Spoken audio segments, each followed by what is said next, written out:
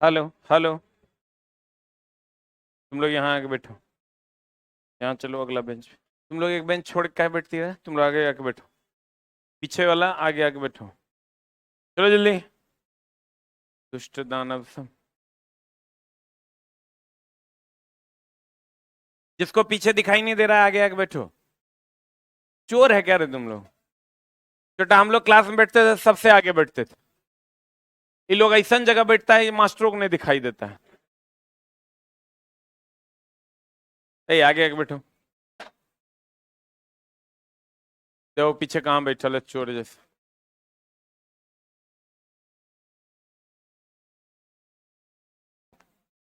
और सब चला बढ़िया है।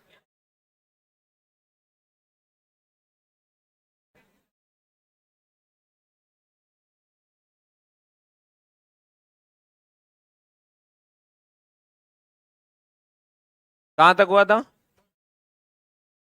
हाँ। ट्रांसफार्मर। ट्रांसफार्मर पढ़ने से पहले कुछ चीजों को समझना होगा।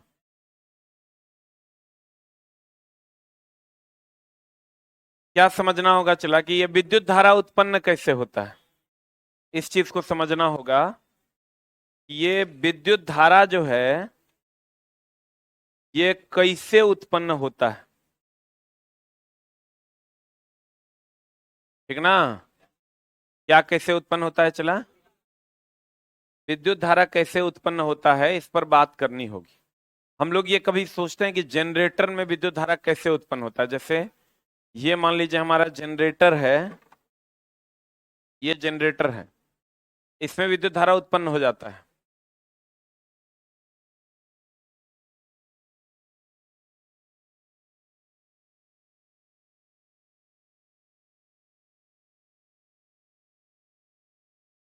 तोड़ दिया है करो।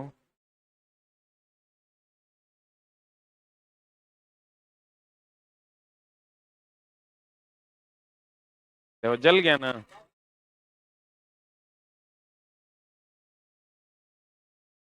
इसी को आज हम लोग पढ़ेंगे। ये विद्युत धारा उत्पन्न कैसे होता है। ठीक है बाबू। ठीक है सोना। अब देखो तो कैसे उत्पन्न होता है एकदम सिंपल सा बात है। विद्युत धारा को अगर उत्पन्न करना है तो दो गो मैग्नेट ले लीजिए। दो गो क्या ले लीजिए? मैग्नेट ले लीजिए। आ इधर आओ।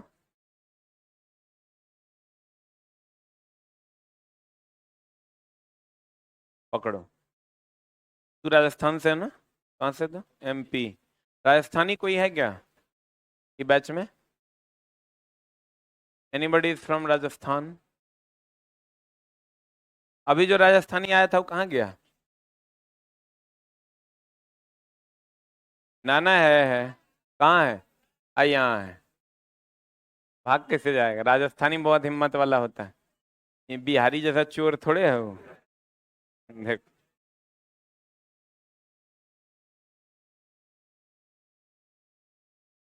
ये मैग्नेट है चला। है ना? इसके बीच में ये तार अगर ये कंडक्टर हम ले लेते हैं और कंडक्टर को हम ऐसे ऐसे करेंगे बहुत जोर से तो इसमें विद्युत धारा उत्पन्न हो जाएगा। अगर बहुत जोर से हम करते हैं ऐसे ऐसे देखो हमको करंट हल्का हल्का लग रहा है। लेकिन चूंकि मेरे शरीर का रेजिस्टेंस इतना हाई है। अब जैसे चला धीरे धीरे अगर हम इसको चलाते हैं तो विद्युत धारा जनरेट नहीं होगा। अब इसको हम धीरे धीरे चला रहे हैं विद्युत धारा जनरेट हो रहा है क्या? देखो इतना स्पीड में नहीं हो रहा है तो हमारे हाथ से होगा। इसके लिए तो मशीन की अभी नहीं हो रहा है अभी भी नहीं हो रहा है अभी भी नहीं हो रहा है अभी भी नहीं हो रहा है अब हो रहा है। यानी कहने का मतलब ये हुआ कि विद्युत धारा जनरेट करने के लिए एक प्रॉपर स्पीड चाहिए। अगर उतना प्रॉपर स्पीड हो जाएगा तो विद्युत धारा उत्पन्न हो जाएगा। अगर ये मान लो दो चुंबक है। इसको हम ऐसे ऐसे करेंगे इसमें करंट आ जाएगा। अगर एक प्रॉपर स्पीड दे दें हम इसको तो इसमें हम करंट आ जाएगा बहुत आसानी से। कहने का मतलब ये हुआ चला कि विद्युत धारा कौन धारा चला? विद्युत धारा उत्पन्न करने के लिए हम लोगों को दो मैग्नेट लेना होता है एक तार लेना होता है चालक तार लेना होता है चालक लेना होता है। और उसको जब हम एक दूसरे के सापेक्ष गति करवाते हैं या तो इसको इसको हम ऐसे ऐसे करें, या इसको अस्थिर रखें, इसको ऐसे ऐसे। दो बातें, या तो मैग्नेट को अस्थिर रखें, इसको ऐसे ऐसे करें, तभी विद्युत इसमें आ जाएगा, या इसको अस्थिर रखें और इसको ऐसे ऐसे करें, तब भी विद्युत उत्पन्न होगा। बोलो ना रे। तो अभी होता क्या है, देखो यहाँ ई क्वाइल है, हे रे। अच्छा जाओ जाओ जाओ। इचला क्वाइल है, क्या है ये? इसमें से अगर आप मैग्नेट को ऐसे ऐसे लेकर जाओगे तो यहाँ बल्ब जलने लगेगा। ठीक है, यही तो बिजली उत्पन्न करने का मामला है। अभी कहता क्या है, ये मैग्नेट से, ये मैग्नेट है चला, नॉर्थ पोल साउथ पोल, ये जो रेखाएं तुमको दिख रही है, ये चुंबकीय बल रेखा है। ये चुंबकीय, ये काल्पनिक रेखा, इससे ये रेखाएं निकलती हुई दिखाई दे रही है क्या? लेकिन कह रहा है कि भैया ये मैग्नेट है ना, तो इसके चारों तरफ चुंबकीय बल रेखाएं निकलती है। कौन बल रेखाएं निकलती हैं? इसके चारों तरफ चुंबकीय बल रेखाएं निकलती है। और जब ये चुंबकीय बल, जबकि ये काल्पनिक है, इससे निकलती हुई दिखाई दे रही है क्या? ये रेखाएं जब इस क्वाइल के तार से कटती है, तब ईएमएफ जनरेट होता है, वोल्टेज जनरेट होता है, जिसके कारण आपका बल्ब जलता है। बोलन रे। यानी अगर ये क्वाइल, देखो यहां भी जैसे ई मैग्नेट है, तो मैग्नेट से ये जो रेखाएं आपको येलो कलर की दिख रही है, या ये जो मैग्नेट के चारों तरफ आपको व्हाइट कलर की रेखाएं दिख रही है, ये काल्पनिक है। इसको हम लोग चुंबकीय बल रेखा कहते हैं। इसका जो समूह है, ये जो चुंबकीय बल रेखाओं का जो सारा समूह है व्हाइट कलर का, इसको हम लोग फ्लक्स कहते हैं। क्या कहते हैं? तो जब फ्लक्स कटता है तो ईएमएफ यानी वोल्टेज यानी विद्युत धारा का प्रवाह हो जाता है। विद्युत धारा का प्रवाह हो जाता है तो क्या होता है? करंट मिल जाता है। जैसे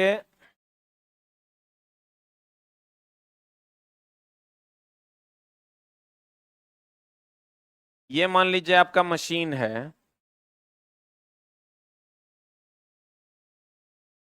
क्या है ये? मशीन है। ये मशीन को आप स्टार्ट कीजिएगा,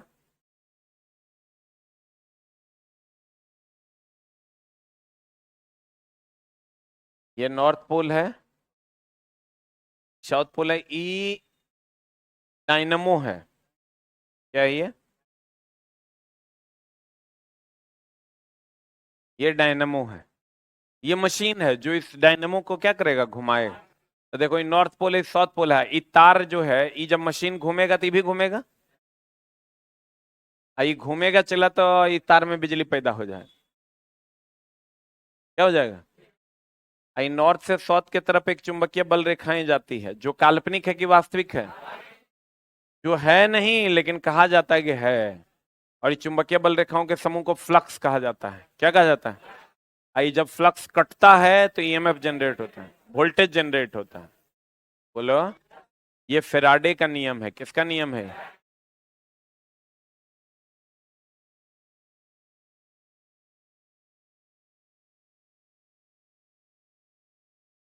कहते हैं, क्या कहते हैं, गौर फरमाइएगा। देखिए कुछ है, ये नॉर्थ पोल है, ये साउथ पोल है, नॉर्थ से साउथ की तरफ चुंबकीय बल रेखाएं जा रही है।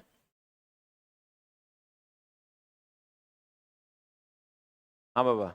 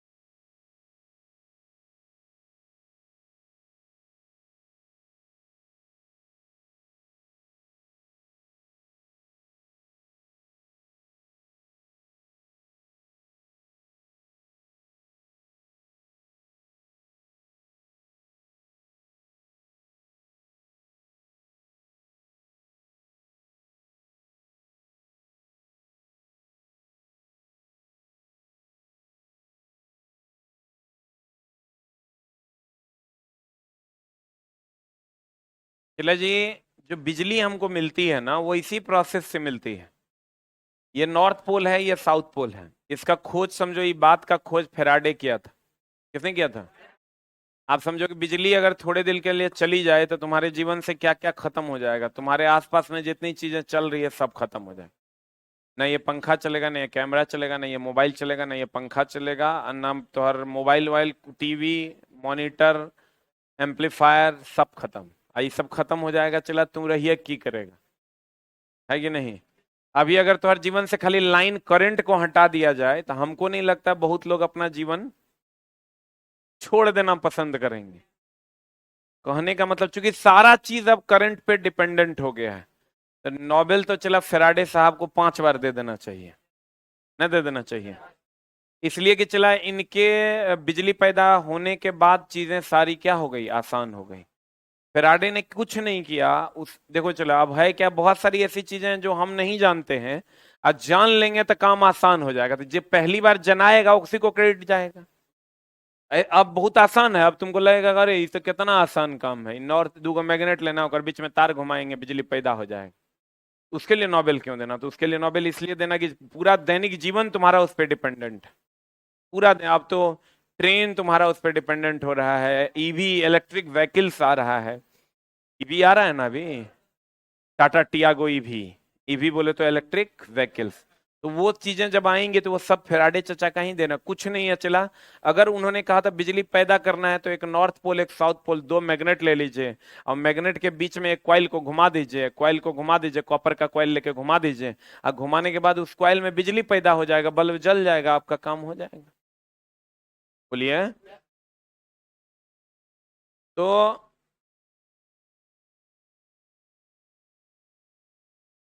बिजली पैदा करने के लिए क्या चाहिए? एक मैग्नेट और एक तार, इसी से बिजली पैदा हो जाए। हाँ, लेकिन इसको घुमाने के लिए हम लोग अलग अलग स्रोत की आवश्यकता होती है, जैसे पानी, हवा, भाप। इस सब से हम इसको घुमाते हैं। इसको जो घुमाना तो पड़ेगा ना। जैसे अभी चला हम हाथ से घुमा रहे हैं। अभी हम क्या चीज से घुमा रहे हैं? हाथ से घुमा रहे थे। हाथ से घुमा के बिजली हम कितना आदमी को दे पाएंगे? नहीं दे पाएंगे। तो हम लोग करते क्या है, चला इस पर पानी गिराते हैं। पानी गिराते हैं तो ये अपने घूमने लगता है। अगर मान लो इस पर हम यहाँ पानी गिरा दें, या इस पर हम पानी गिरा दें, इस पर पानी गिराएंगे तो ये घूमने लगेगा कि नहीं घूमने लगेगा? तो घूमने लगेगा तो बिजली पैदा हो जाएगा। बोलो।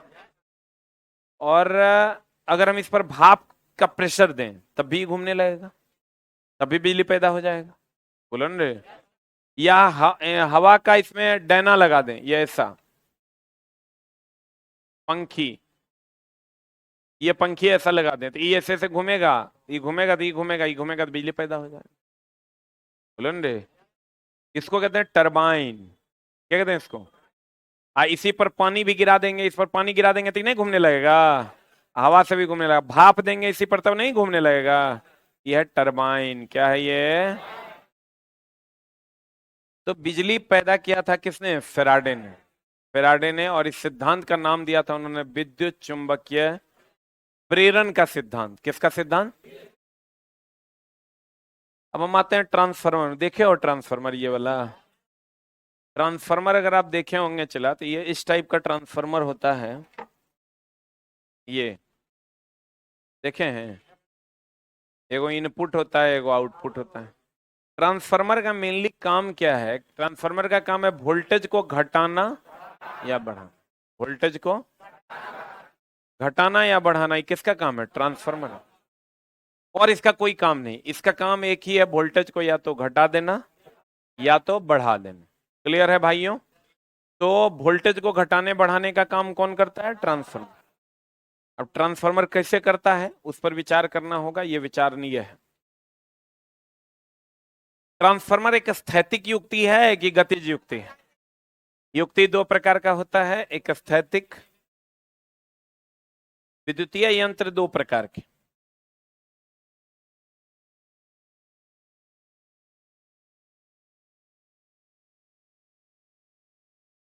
एक होता है स्थिर,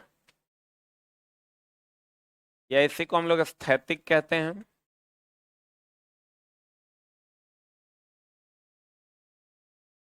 एक होता है गतिज, ठीक ना।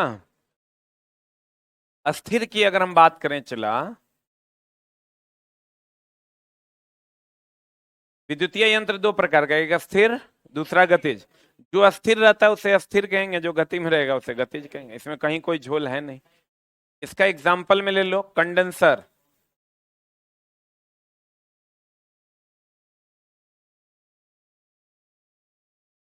ट्रांसफॉर्मर, इसका एग्जाम्पल में ले लो, मोटर, जनरेटर। बोलो हाँ या ना, कोई डाउट?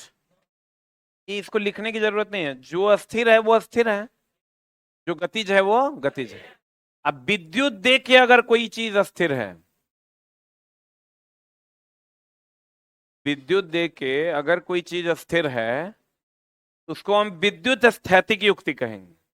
अब विद्युत दे के अगर कोई चीज गतिशील है तो उसे विद्युत गतिज युक्ति कहेंगे। बोलन रे, अभी चला एगो बैच दिए हैं यूट्यूब पे ऑनलाइन में, लड़के कमेंट्स कर रहे हैं कि तू लुटेरा है, तू लूटता है, पैसा तुम्हारा फीस 2599 हो गया। चला हमको इन्हें समझ में आता है कि 2599 में लगभग 16 गो सब्जेक्ट है, तो लगता है कि फीस बहुत ज्यादा है। कमेंट्स करता है बच्चा कि फीस बहुत ज्यादा है, गरीब बच्चों को कैसे पढ़ेंगे। हमको ऐसा लगता है कि तुम सोच के देखो कि कोई भी बंदा 6 घंटा डेली 10 महीने तक पढ़ाएगा, 16 आदमी मिलके, उसका क्या फीस होना चाहिए? 200 टका, 1 रुपया 25 पैसा सर्वर चार्ज है खाली, 1 रुपया 25। ऐसा थोड़े ही चला, ऑनलाइन में जो बच्चा पढ़ रहा है वो हवा में पढ़ रहा है क्या?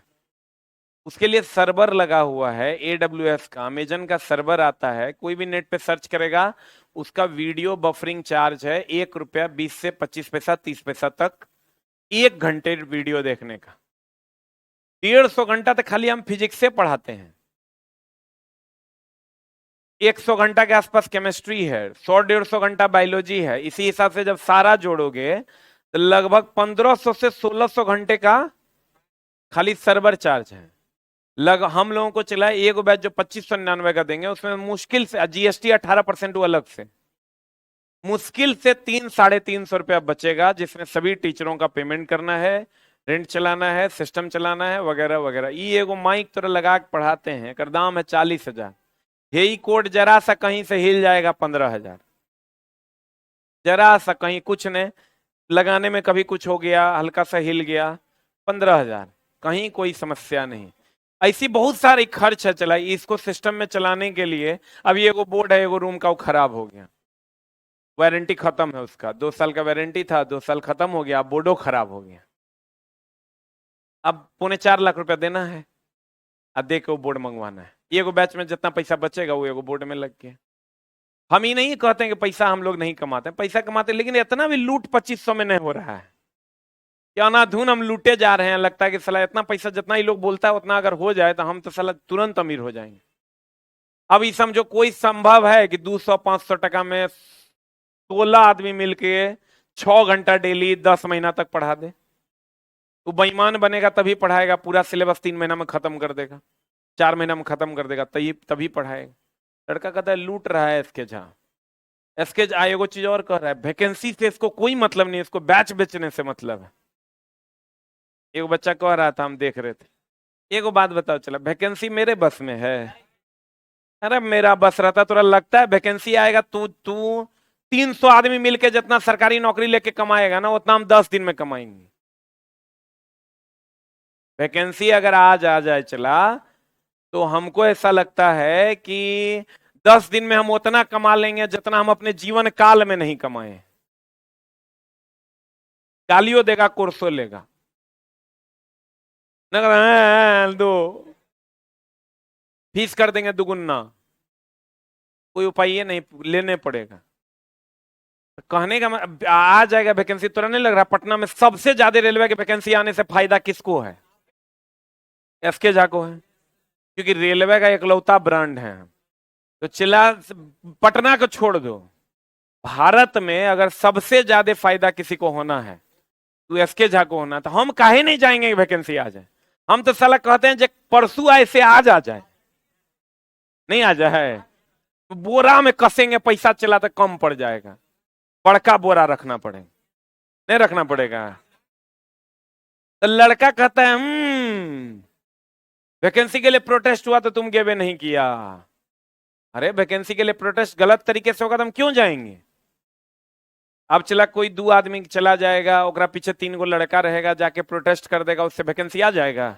ला दो कोई माई का लाल पैदा लिया है और एसके झा अगर स्ट्राइक करेगा, उस स्ट्राइक को फिर संभालना बहुत मुश्किल हो जाएगा। ये बात हमको भी पता है।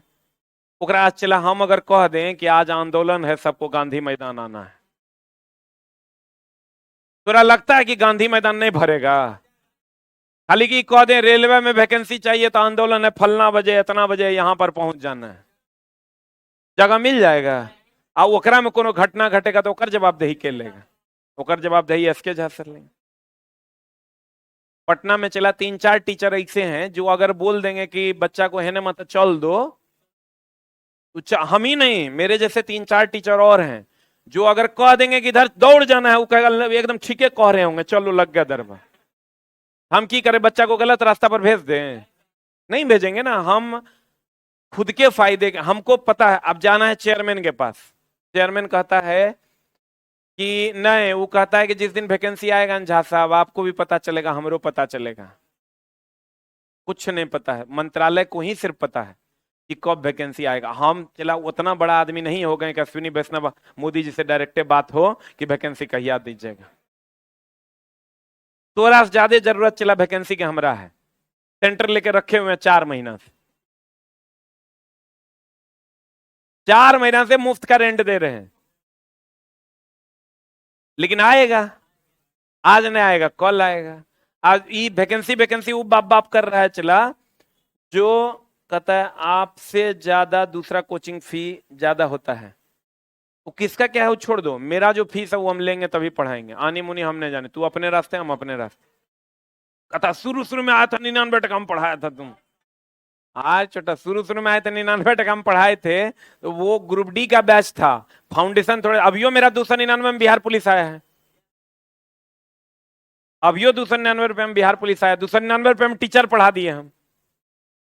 चला उस बैच कितने ड्यूरेशन का इस पर ना डिपेंड करता है। 499 रुपये में basic science and engineering drawing है। अब तुम कहोगे 16 सब्जेक्ट हम पढ़ेंगे तोरा 500 टका देंगे, तो घर बेच के हम तोरा दें, 2 कट्ठा बेच दे हम अपन, नहीं होगा हमरा, हमार जो फीस है वो देना पड़ेगा, 2 कट्ठा बेच दें।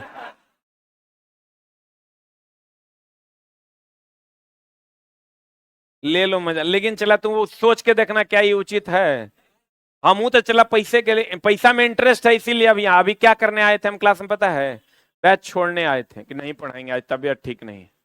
कल चल गए थे मलमास मेला, साला हमको लगता है 1-2 करोड़ आदमी था, नो लिमिट्स ऑफ आदमी, मतलब केक कहाँ हरा गया चला पता नहीं चला। अब एगो प्रिंस जो यहाँ लाइव करने आता है, बच्चा था, हम ले लेते, वो प्रिंस हरा गया, बच्चा हमारा पास रह गया। अब उस साला कहता है कि हम उतरबे नहीं करेंगे नीचे।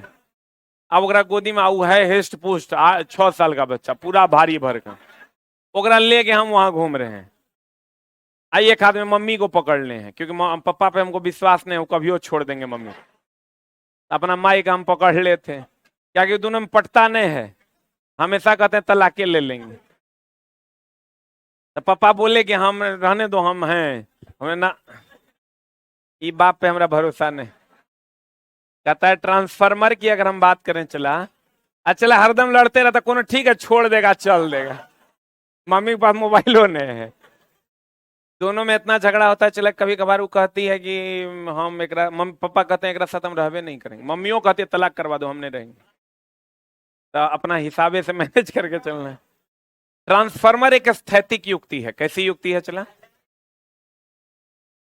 जो वोल्टेज को निम्न स्तर से उच्च स्तर और उच्च स्तर से निम्न स्तर, ये पावर और फ्रीक्वेंसी के साथ कोई छेड़छाड़ नहीं करता, जितना पावर दोगे उतने निकाल देगा, जितना फ्रीक्वेंसी दोगे उतने निकाल देगा। लिखेगा ट्रांसफार्मर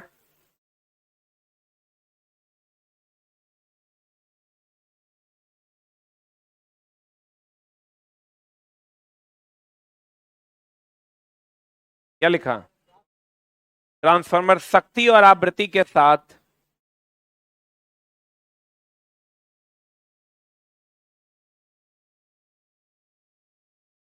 शक्ति और आवृत्ति के साथ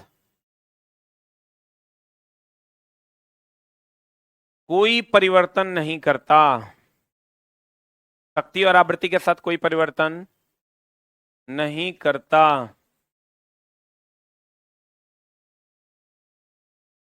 अब देखो चला, ट्रांसफार्मर जो है वो केवल एसी के साथ काम करता है। किसके साथ काम करता है? ट्रांसफार्मर केवल एसी के साथ काम करता है। डीसी दे दोगे जल जाएगा, क्या दे दोगे जल जाएगा। अब ट्रांसफार्मर की दक्षता जो है या रेटिंग वो किलो वोल्ट एम्पियर में व्यक्त करते हैं। किसमें व्यक्त करते हैं?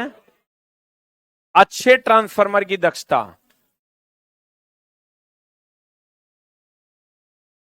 अच्छे ट्रांसफार्मर की दक्षता होती है 90 से 95%। लेकिन बहुत अच्छा अगर होता है आजकल तो वो कितना परसेंट होता है? 95 से, पहले वाला जो पुराना क्वेश्चन था चला उसमें 90 से 95% देता था। लेकिन अब ट्रांसफार्मर में और सुधार किया गया है। अच्छे ट्रांसफार्मर की दक्षता 95 से क्या होता है? 99। यह वोल्टेज को घटाता बढ़ाता है। किसको घटाता बढ़ाता है? और चला वोल्टेज घटेगा ना तो करंट का मान क्या होगा? बढ़ेगा। और जब वोल्टेज बढ़ेगा ना तो करंट का मान क्या होगा? घटे। वोल्टेज के बढ़ने से करंट का मान घटेगा, वोल्टेज के घटने से करंट का मान बढ़ेगा। और यह शक्ति और आवृत्ति के साथ कोई छेड़छाड़ नहीं करता। अब ट्रांसफार्मर विद्युत चुंबकीय प्रेरण के सिद्धांत पर काम करता है। विद्युत चुंबकीय प्रेरण दो प्रकार के होते हैं।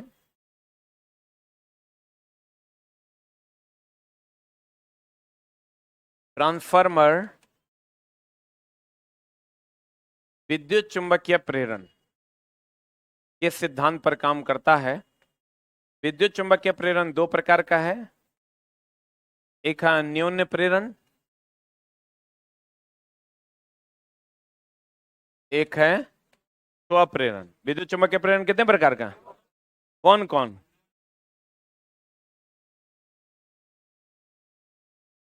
अन्योन्य प्रेरण और स्वप्रेरण। अन्योन्य प्रेरण की अगर हम बात करें चला तो इसमें दो क्वाइल होता है। एक बात बताइए, ये तो आप जानते हैं ना, किसी भी तार में विद्युत धारा का प्रवाह कीजिएगा चारों तरफ चुंबकीय क्षेत्र जनरेट होगा। चुंबकीय क्षेत्र से ही चुंबकीय बल रेखा निकलेगा। चुंबकीय बल रेखा के समूह को फ्लक्स कहते हैं। तो देखो इसको कहते हैं क्रोड। ये क्रोड हुआ ये, ठीक है।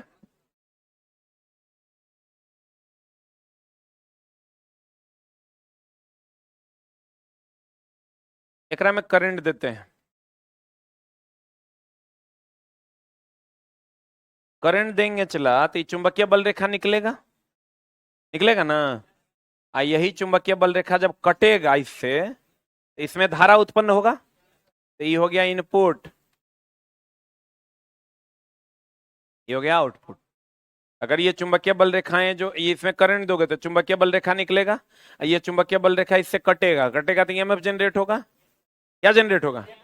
ईएमएफ जनरेट होगा तो आउटपुट में करंट मिल जाएगा। इसमें देखो कॉइल की संख्या 1 2 3 4 है, इसमें कॉइल की संख्या 2 है। तो बताओ आउटपुट का वोल्टेज कम होगा कि ज्यादा? क्या होगा? आउटपुट का वोल्टेज कम होगा। यह अन्योन्य प्रेरण। एक होता है स्वप्रेरण। स्वप्रेरण में इक्के कॉइल होता है। यहां से इनपुट देते हैं, इसी से आउटपुट ले लेते हैं। तो बताओ 90% 95% जो है अन्योन्य प्रेरण पर काम करता है। अब 5% ट्रांसफार्मर जो है स्वप्रेरण। स्वप्रेरण में एक कॉइल है कि दो कॉइल है? एक कॉइल है। तो इसमें जो है चला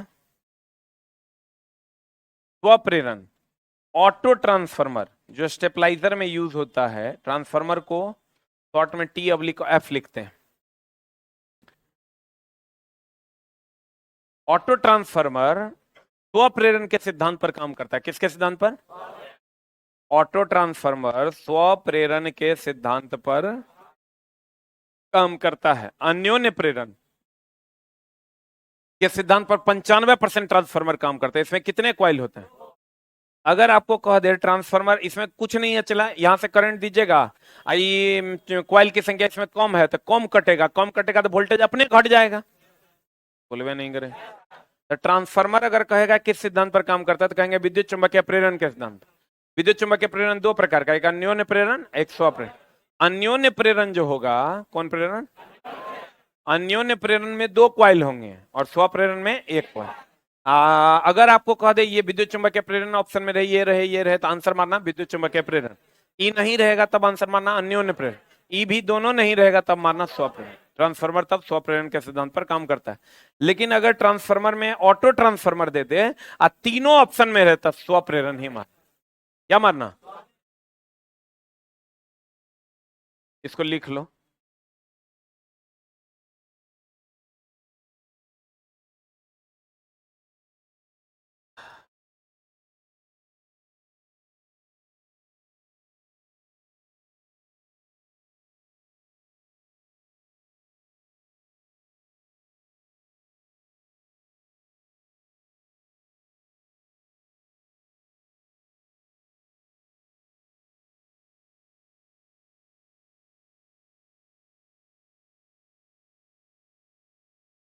प्रवीण जी आप अपना मोबाइल नंबर भेजें, हम करवा देते हैं।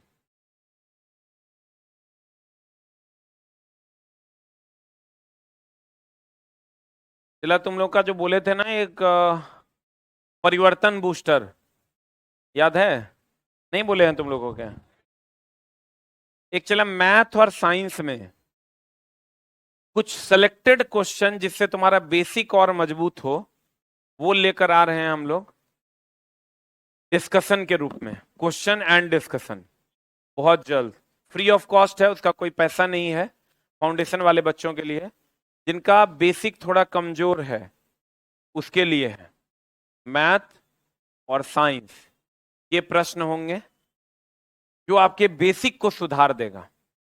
150, 200, 250 जो भी क्वेश्चन होगा आएगा। और आपका जो बेसिक में जहां जहां आपको दिक्कत होता है समझने में, सोचने में, उन सब चीजों को ठीक करने के लिए जिसका नंबर 30-35 आ रहा है उसको भी मदद करेगा, जिसका नंबर 50-55 आ रहा है उसको भी मदद करेगा। इसीलिए इसका नाम परिवर्तन बूस्टर है। जिसका 35 आ रहा है उसको 50 तक पहुंचा दे, और जिसका 50 आ रहा है उसको 65 तक पहुंचा दे। एक का परिवर्तन होगा, दूसरे को बूस्ट मिलेगा। कंप्लीट फ्री ऑफ कॉस्ट है। बहुत जल्द मटेरियल बन रहा है आपकी सेवा में। थोड़ा लेट से आएगा, 1 सप्ताह लगेगा उसमें, और आएगा तो 8-10 घंटे की क्लास होगी जो हमारे फाउंडेशन वाले बच्चों के लिए फ्री ऑफ कॉस्ट होगी।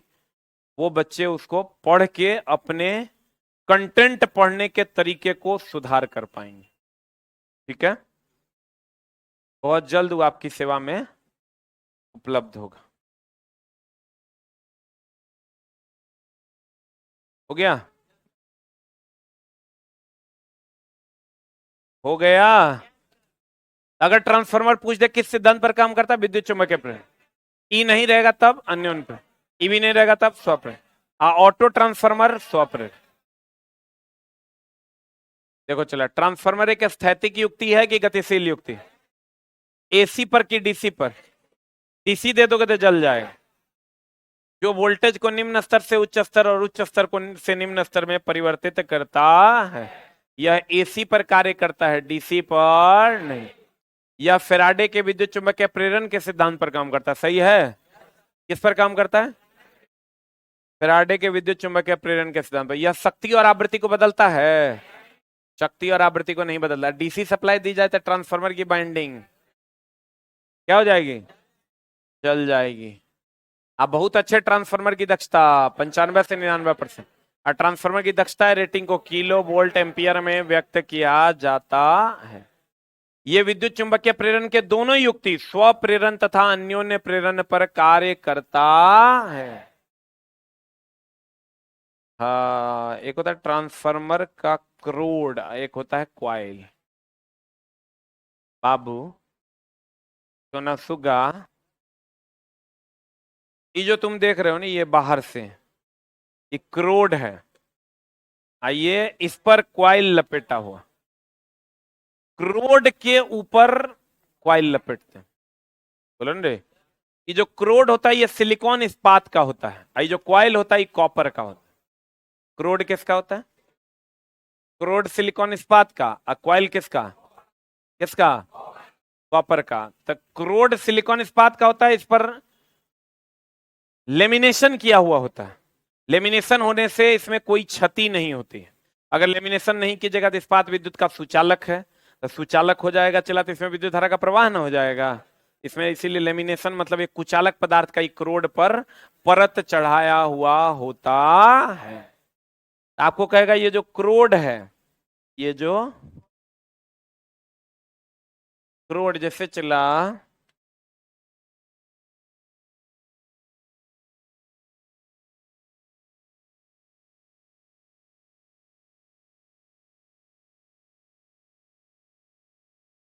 ये इनपुट है,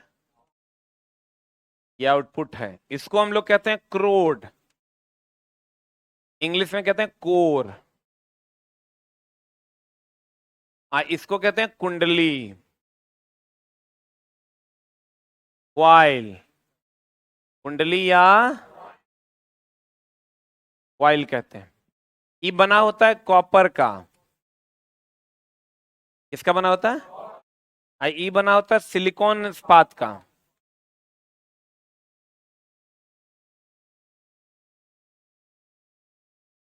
किसका बना होता है?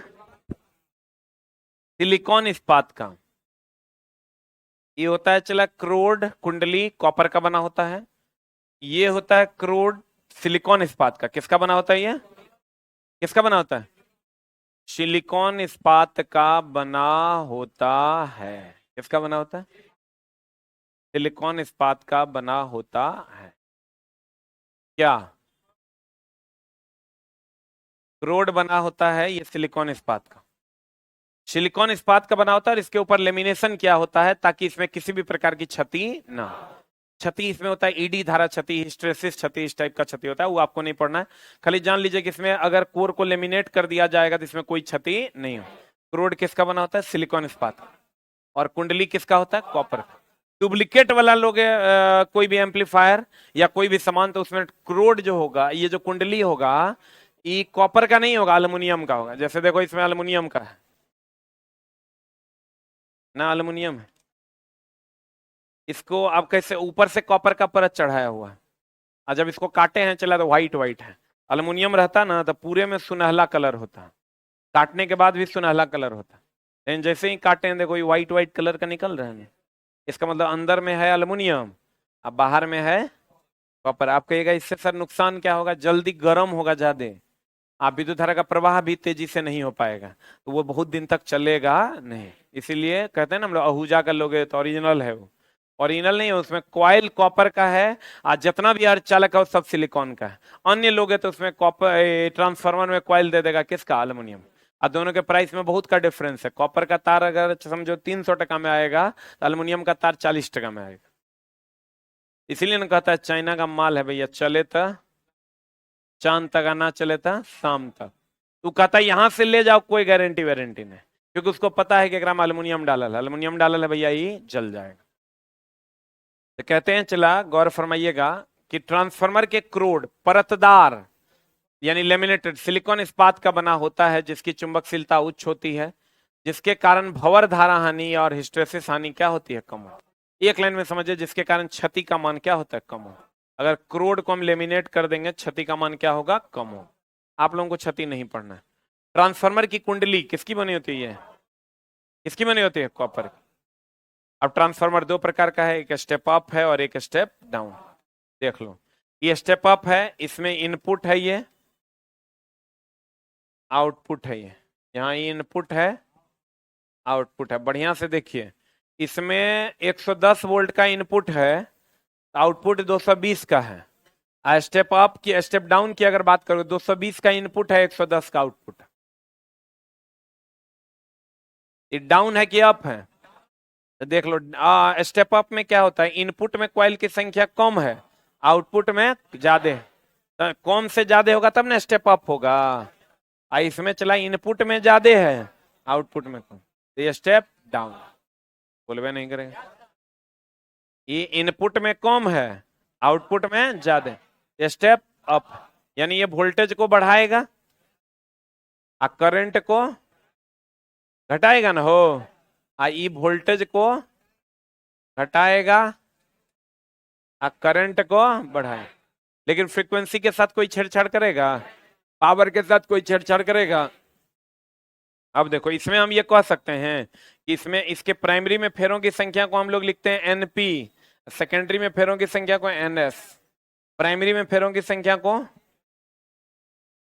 एनपी या सेकेंडरी में एनएस। तो यहां हम कह सकते हैं चला एनपी जो है वो बड़ा होगा और एनएस छोटा होगा। सेकेंडरी में कॉइल की संख्या कम होगी, इसमें अगर हम आते हैं तो सेकेंडरी प्राइमरी में कॉइल की संख्या कम और सेकेंडरी में कॉइल की संख्या ज्यादा। अरे प्राइमरी में कम है और सेकेंडरी में ज्यादा है। एक होता है ट्रांसफार्मर अनुपात, ट्रांसफार्मर अनुपात ये होता है NS by NP.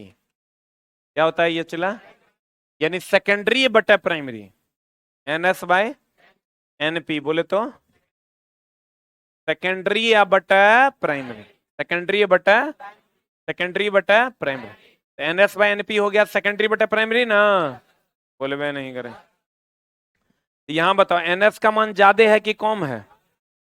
Step up transformer में ट्रांसफार्मर अनुपात का मान अप है ना, 1 से ज्यादा। स्टेप डाउन ट्रांसफार्मर में ट्रांसफार्मर अनुपात का मान 1 से कम, डाउन है तो 1 से कम है, स्टेप अप है तो 1 से ज्यादा। स्टेप अप वोल्टेज को बढ़ाएगा, करंट को घटाएगा, स्टेप डाउन वोल्टेज को घटाएगा, करंट को बढ़ाएगा। स्टेप अप ट्रांसफार्मर प्राइमरी में फेरों की संख्या कम, सेकेंडरी में ज्यादा। स्टेप डाउन में प्राइमरी में ज्यादा और सेकेंडरी में कम।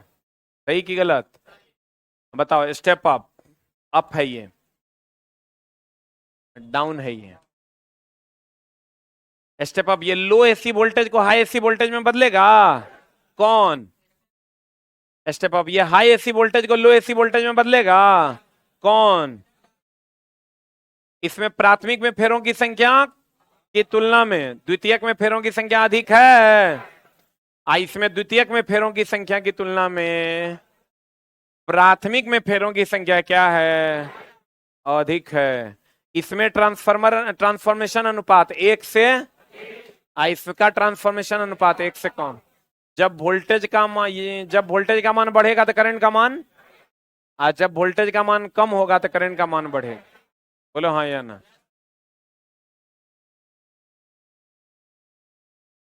स्टेप अप क्या करेगा? वोल्टेज को बढ़ाएगा घटाएगा?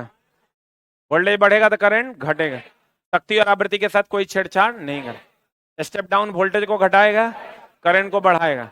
ट्रांसफार्मर अनुपात लिख लो एक जगह पर, एनएस बाय एनपी लिखा हुआ है। ट्रांसफार्मर अनुपात होता है NS by NP. Step up में ट्रांसफार्मर अनुपात 1 से ज्यादा की कम, स्टेप डाउन में 1 से कम। क्लियर है? ट्रांसफार्मर विद्युत चुम्बकीय प्रेरण पर काम करता है। विद्युत चुम्बकीय प्रेरण के दोनों युक्ति, स्व प्रेरण और अन्योन्य प्रेरण। स्व प्रेरण मतलब खुद से प्रेरणा लेगा। बोलेंगे अगर तीनों ऑप्शन में रहेगा तो विद्युत चुम्बकीय प्रेरण मारेंगे। ट्रांसफार्मर की दक्षता है रेटिंग को किलो वोल्ट एम्पियर में। अच्छे ट्रांसफार्मर की दक्षता 95 से 99%। ट्रांसफार्मर एसी पर की डीसी पर? एसी पर काम करता है। डीसी देंगे तो क्या होगा? चल भाग। हाँ जी आकाश जी। बबलू कुमार जी आप अपना मोबाइल नंबर तो भेजिए।